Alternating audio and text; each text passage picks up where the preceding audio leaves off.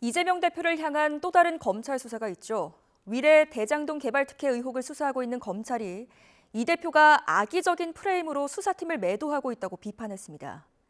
1차 소환 조사 이후 거듭된 이 대표 측의 주장을 반박한 건데 추가 조사를 앞두고 또다시 신경전이 이어지고 있습니다. 김다연 기자가 보도합니다.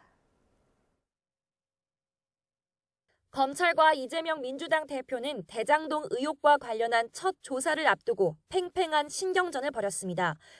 출석 전부터 날짜와 시각, 횟수 등을 두고 사사건건 부딪혔는데 2차 조사를 앞두고도 장외전이 이어지고 있습니다.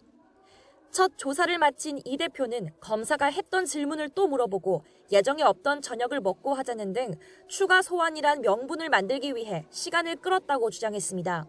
자신에 대한 수사는 윤석열 검사 독재 정권의 공포 정치로 규정했습니다. 윤석열 검사 독재 정권의 검찰답게 역시 수사가 아닌 정치를 하고 있었다는 느낌이 듭니다. 기소를 목표로 조작을 하고 있다는 느낌을 지울 수가 없습니다. 검찰은 수사팀에 대한 흠집내기식 발언이라며 불쾌감을 숨기지 않았습니다. 검찰 관계자는 악의적인 정치 프레임으로 매도하는 건 받아들이기 어렵다며 유감을 나타냈습니다.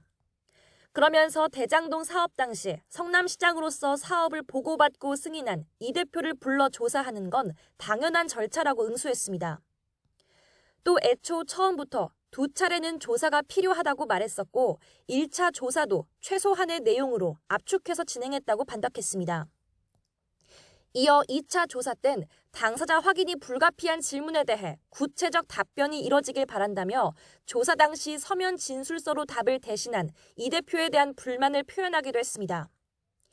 검찰은 2차 조사를 위해 여러 날짜를 제시했지만 아직 이 대표의 확답을 받지 못한 상태입니다.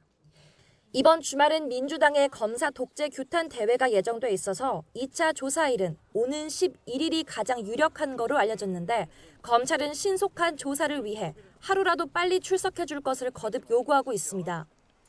검찰은 두 번째 조사에서도 위례 신도시와 대장동 특혜 의혹과 함께 이 대표 측이 천화동인 1호 지분 가운데 428억 원을 약속받았다는 혐의에 대해서도 집중적으로 추궁할 방침입니다. 2차 조사 뒤엔 사안의 중대성 등을 고려해 성남FC 후원금 사건과 합쳐서 구속영장을 청구하는 방안도 적극 검토하고 있습니다. YTN 김다연입니다.